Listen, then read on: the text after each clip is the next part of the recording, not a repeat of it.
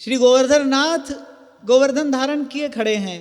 अब ब्रजवासियों की सहज प्रीति है ना, सहज स्नेह है श्री कृष्ण में। अब उनकी दृष्टि में वो अनंत कोटि ब्रह्मांड नायक थोड़ी हैं, उनकी दृष्टि में तो उनका लाडला दुलारा प्यारा कन्हैया है, माखन से भी कोमल श्री अंग है जिसका। तो जो संग के सखा थे वो कहने लगे, अरे कन्हैया बड़ी आवार है गई, तू तो थक गयो होएगो, अब नेक तू थोड़ो आराम कर ले, आए गिरिराज बाबा हम उठाए ले। ठाकुर जी मुस्कुराए। क्यों मुस्कुराए? बोले कर्तापन जीव का स्वभाव है, इससे सहज मुक्त हो नहीं पाता। कुछ करना है, कुछ करना है, कुछ करना है, ये स्वभाव है ना। और स्वभाव छूटना भगवत कृपा के बिना, हाँ प्रभु कर दे तो बात दूसरी है, भगवत कृपा के बिना तो असंभव है।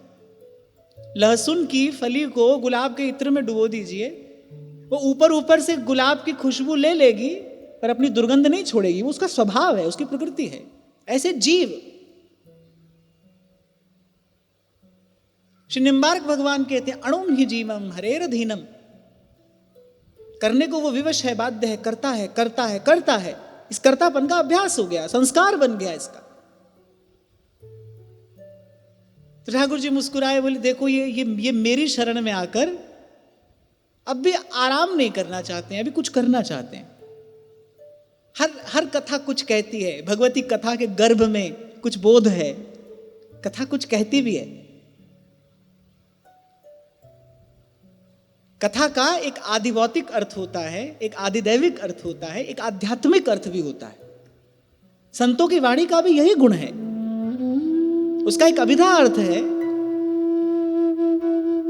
फिर कुछ लक्षण प्रमाण से भी वो कहते हैं, व्यंजना से भी कुछ कहा जाता है। ठाकुर जी मुस्कुराए। ब्रजवासियों ने कहा, जो संग के सखा थे उन्होंने कहा, अरे कन्हैया बड़ी आवार है गई, पूरो दिन है गयो, 7 दिन तक गिरिराज धारण किए हैं श्री गोवर्धन नाथ ने। अरे लाला पूरो दिन है गयो और आज तो कछु माखन भी नहीं खायो तेने, तू थक गयो होएगो, तू थोड़ी देर आराम कर ले, लाया गिरिराज बाबा हमें उठा लें। ठाकुर जी ने कहा हाँ हाँ तुम उठाओ। अब लीलाधारी लीला कर रहे हैं, केवल कनिष्ठिका थोड़ी सी हिलाई, अब ब्रजवासी अपनी अपनी लाठी लगा रहे हैं, केवल कनिष्ठिका हिलाई।